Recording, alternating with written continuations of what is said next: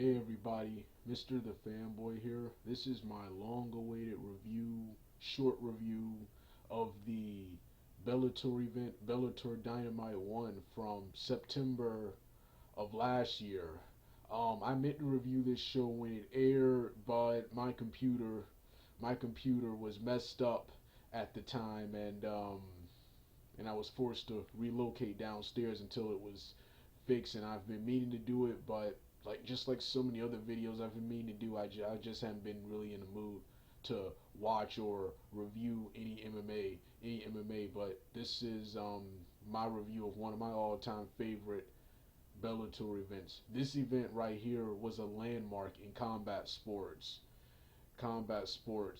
Scott Croker, he brought the Pride Dynamite shows from Japan here to America, here to America, shows with, and this show featured both MMA and kickboxing in one night. It featured a four-man heavyweight heavyweight championship tournament to decide the Bellator interim heavyweight champion and the guy who would get the shot at the winner of Tito Ortiz and Liam McGeary's the main event of Bellator Dynamite's Bellator heavyweight championship. Like I said, this will be a short review. Sometime in the future, I'll do a long, in-depth review talking about every fight. But in this video, I don't really feel like I'm talking about every fight. This is also my my final thoughts on my final thoughts, praise, and salute of all the Bellator events that have happened this year and my thoughts on the upcoming Bellator events, Bellator 154 and Bellator Dynamite 2, which I think is in June. But right now I'm going to start off with Bellator Dynamite. Like I said, this was an awesome show. Every fight lived up to expectations, with the exception of the main event, and that was Tito Ortiz and Liam McGeary. You know how awesome it was to see Lene Hart announcing, who I could have sworn was with ONE FC. I didn't think she'd be announcing for this show. The iconic female Pride announcer, she was here for Bellator. She was at this Bellator show, and it was like being injected with a needle of nostalgia. I'm a huge fan of the Pride FC fighting organization that existed in Japan from 1997 till 2007 and I'm finally happy to hear that Pride lives on in Bellator. And at this event, there were two major announcements. One was from the former Pride FC president. I keep forgetting his name, but he announced that there will be a brand new MMA organization called Ryzen Fighting Organization that uses a ring and a dress code similar to Pride FC. Then, of course, he also announced the return of the Emperor, Fedor Emelianenko. Those two announcements right there were worth the price of admission if the MMA and kickboxing on the same night weren't. Like I said, every fight was good. My favorite fights, of course, were Phil Davis's, who made his debut at this event as a free agent, who just recently left the UFC. He defeated Emmanuel Newton by Kimura in an awesome fight. Then he later defeated keep forgetting his name. I guess right here. He later later defeated Linton Vassell, who initially lost a unanimous decision to Muhammad Law, but Muhammad Law, he got injured during the fight, and Lyndon Vassell took his place, and um,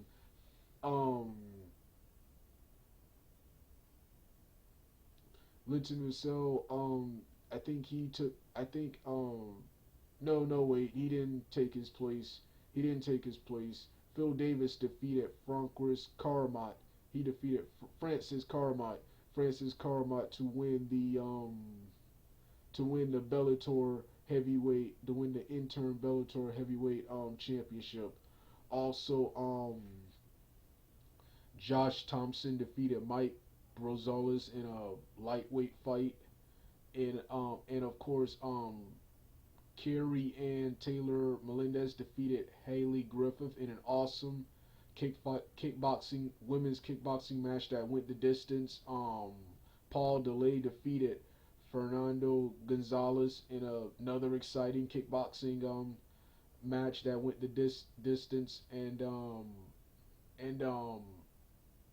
finally Liam McGeary defeated Tito Ortiz quickly in round one with the inverted triangle choke. This fight really wasn't that good. It was mostly a wrestling based fight. But Liam McGeary did display some awesome ground game.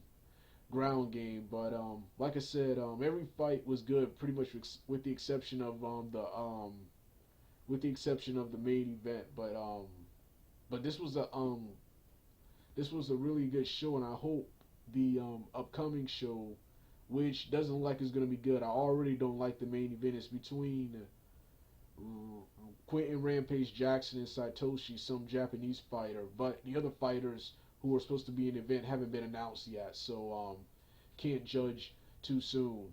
Um, and well, this was my review of Bellator Dynamite. Now for my thoughts on Bellator this year.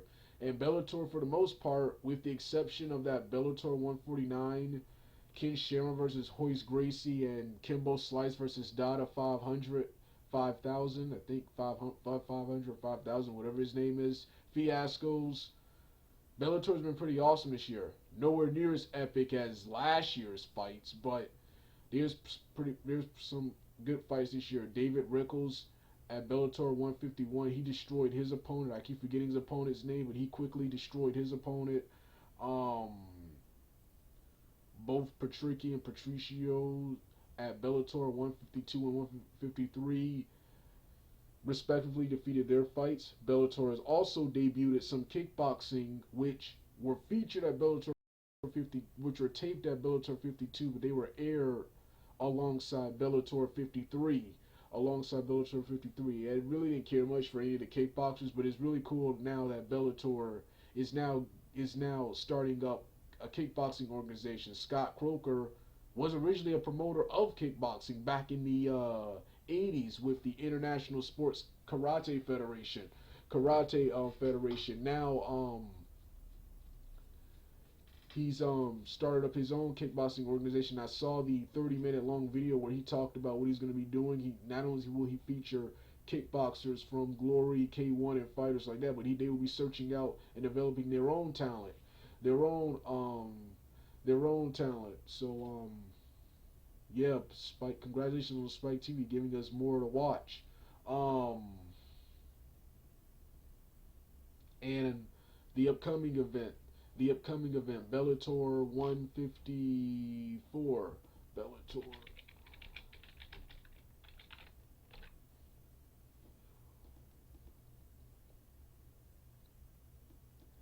And of course, the upcoming event, Bellator 54, which will air May 14th of this year. May 14th of this year, you have um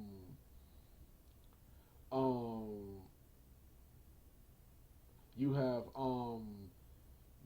Michael Michael Chandler fighting Josh Thompson in a lightweight bout, and of course you have Phil Davis fighting Muhammad Law King Mo in a light heavyweight bout, and Sergey Kartanov versus Josh Oppup in a heavyweight bout. The two fights I'm mostly looking forward to are the Michael Chandler Josh Thompson fight, and of course Phil Davis versus King Mo fight. That's gonna be an exciting night of fights. And of course, I don't care much for Bellator. I don't care much for Bellator 155 or 156. 156 and Bellator 157 is Bellator Dynamite, and like I said, Already the card doesn't look good. Matt Matrione is fighting Carl Sumanutafa, and Quentin Jackson is fighting Satoshi Ishii at a catchweight. But these are only two fights that have been announced. Uh, these are the only two fights that have been announced. There no other fights have been announced. So no other fights have been announced. I'll wait till we get to June and more stuff has been announced to give give my second thoughts on Bellator Dynamite 2. But like I said, and also Kimbo Slice will be fighting James Thompson in July, the fight after Bellator. But I'll talk more about that. I'll talk more about that when we get there. But like I said, Bellator's been pretty good this year. Nowhere near as good as last year, but there've been lots of exciting fights this year. Really haven't been watching much. Haven't been watching too much of them. I watched a series of highlight videos and replays of the fights I want to see to make this video.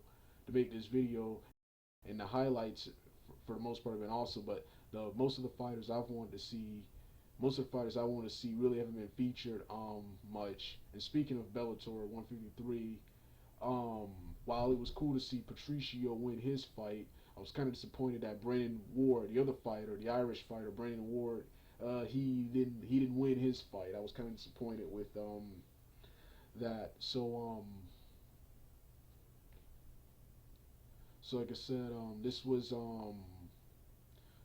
my review of Bellator 1, my thoughts on Bellator events this year, my thoughts on the Bellator events that have already happened this year, and of course, my salute of my giving my thoughts on the upcoming Bellator events. All right, I'm done.